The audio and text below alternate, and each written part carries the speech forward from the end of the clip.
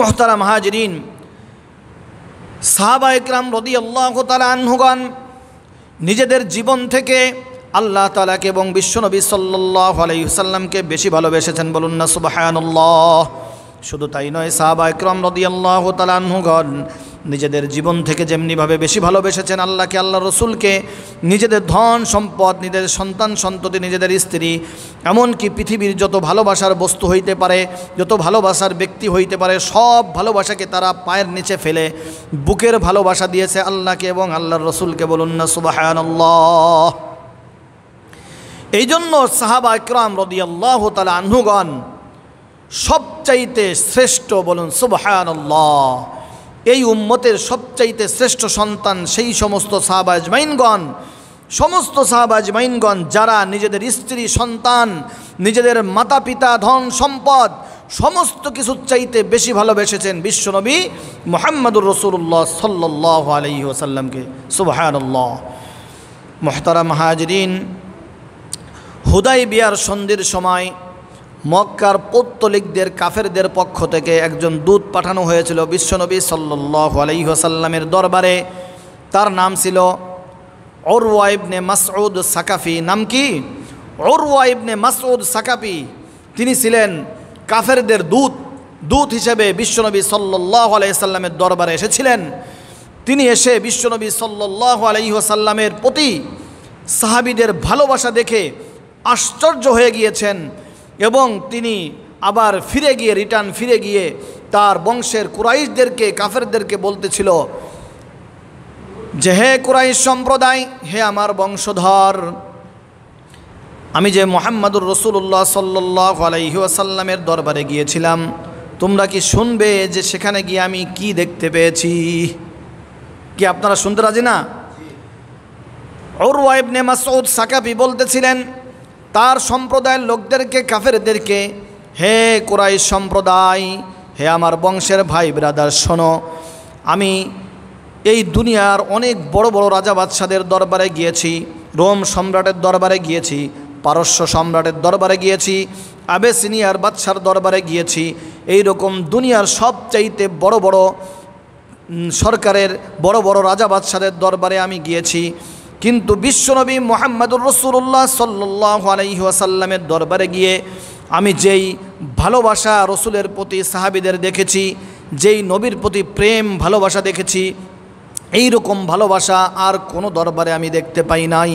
বলুন সুবহানাল্লাহ।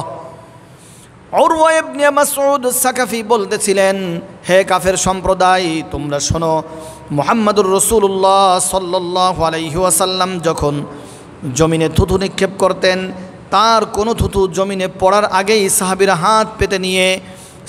হাত পেতে নিয়ে সেই থুতু নিজেদের মুখমণ্ডলে আর সারা শরীরের মধ্যে তারা লেপে নিত, মাখায় নিত। বলুন সুবহানাল্লাহ। একটা মানুষকে কত ভালোবাসা দিলে, কত ভালোবাসলে তার থুতু নিজেদের মুখের মধ্যে লাগানো যায়? আরে ভাই, রসুলের থুতু তো জান্নাতের থুতু। বলুন না সুবহানাল্লাহ।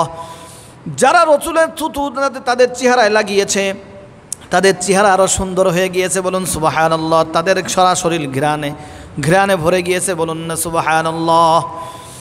উরওয়া ইবনে মাসউদ সাকাফি বলতেছিলেন, হে কুরাইশরা শোনো, বিশ্বনবী সাল্লাল্লাহু আলাইহি ওয়াসাল্লাম যখন অজু করতে যায়, তখন তার সাহাবীরা অজুর পানি কে কার থেকে আগে নেবে এই নিয়ে কেমন যেন তাদের মধ্যে লড়াই শুরু হয়ে যায়।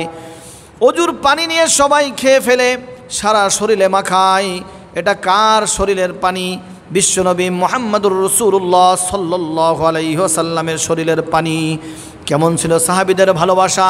শুধু তাই নয়, হে কুরাইশ সম্প্রদায় শোনো, উরওয়া ইবনে মাসউদ সাকাফি বলতেছিলেন যে বিশ্বনবী সাল্লাল্লাহু আলাইহি ওয়াসাল্লাম যখন শরীয়তের কোনো বিধিবিধান বলে, সাথে সাথে সাহাবা আজমাইনগণ কে কার আগে কত ভালোভাবে আদায় করবে তাই তাদের মধ্যে প্রতিযোগিতা শুরু হয়ে যায়। বলুন সুবহানাল্লাহ। বিশ্বনবী সাল্লাল্লাহু আলাইহি ওয়াসাল্লামের প্রকৃত প্রেমিক ছিল সাহাবা আজমাইনগণ, এর মধ্যে কোনো সন্দেহ নাই। আর এখন যারা বলে যে আমরা আশিকে রসুল, এখন আপনারা মিলাইবেন কারাই প্রকৃত আশিকে রসুল। বিশ্বনবী সাল্লাল্লাহু আলাইহি ওয়াসাল্লাম যেই দিন বলেছে, হে আমার সাহাবা আজমাইনগণ, আল্লাহ তাআলা রব্বুল আলামিন তোমাদের উপর 5 ওয়াক্ত নামাজকে ফরজ করেছেন। সাথে সাথে আল্লাহ রসুল সাল্লাল্লাহু আলাইহি ওয়াসাল্লামের এই কথা সাহাবা আজমাইনগণ নিজেদের স্ত্রী সন্তান ধন সম্পদ সব কিছু ফেলে রেখে তারা টাইমলি 5 ওয়াক্ত নামাজ আদায় করেছেন। তারাই তো প্রকৃত আশিক রাসূল, বলুন না সুবহানাল্লাহ। যেই দিন বিশ্বনবী সাল্লাল্লাহু আলাইহি ওয়াসাল্লাম বলেছেন, হে আমার সাহাবা আজমাইনগণ, মদ জুয়া জেনা ব্যভিচার তোমাদের জন্য হারাম করা হয়েছে, সেই দিন সমস্ত সাহাবা আজমাইনগণ সবাই তো আর মদ জুয়া খেত না, তারপরেও সবাই একত্রে তারা দলবদ্ধভাবে বিশ্বনবী সাল্লাল্লাহু আলাইহি সাল্লামের এই কথাকে মানার জন্য, এই কথাকে প্রতিষ্ঠা করার জন্য সমাজের মধ্যে তারা কঠোরভাবে এই সমস্ত বিষয় থেকে দূরে থেকেছে, বলুন না সুবহানাল্লাহ। যখন বিশ্বনবী সাল্লাল্লাহু আলাইহি ওয়াসাল্লাম সাহাবেদেরকে বলেছেন, হে আমার সাহাবীরা শোনো, সমস্ত প্রকার সুদ ঘুষ আর লোন তোমাদের জন্য হারাম করা হয়েছে, তোমরা এই সমস্ত কিছু থেকে রাসূল সাল্লাল্লাহু আলাইহি সাল্লাম বলে দিয়েছেন হাদিসের মধ্যে, আকিলার রিবা ওয়া মুকিলাহি ওয়া কাতিবাহি ওয়া শাহিদাহি ওয়া ক্বালাহুম সাওয়াউন। এই হাদিসের মধ্যে আল্লাহ রাসূল বলেন, যারা সুদ দেয়, যারা সুদ খায়, যারা সুদের সাক্ষী থাকে, যারা সুদের লেখে, এই সমস্ত মানুষ জাহান্নামী হয়ে যাবে। এই কথা যখন সাহাবীদেরকে বলা হয়েছে, সাথে সাথে সাহাবীরা না খেয়ে থেকেছে, দিনের পর দিন ক্ষুধার কষ্টে তারা জীবনযাপন করেছে, স্ত্রী সন্তান ক্ষুধার কষ্টে জীবনযাপন করেছে, তাদের সন্তান সন্ততি জীবনযাপন করেছে ক্ষুধার কষ্টে, তারপরও তারা সুদ ঘুষার লোন খায় নাই। তাহলে প্রকৃত আশিক রাসূল কারা বুঝতেই পারতেছেন, ঠিক কিনা বলেন? এইরকমভাবে বিশ্বনবী সাল্লাল্লাহু আলাইহি ওয়াসাল্লাম ইসলামের যতগুলো হুকুম আল্লাহ রসুল সাল্লাল্লাহু আলাইহি ওয়াসাল্লাম শুনিয়েছেন, এইগুলো আল্লাহ তাআলার হুকুম মানতে হবে। সাহাবা আজমাইনগণ জীবন চলে গেলেও সেই হুকুম থেকে তারা পিছপা হয় নাই, বলুন না সুবহানাল্লাহ।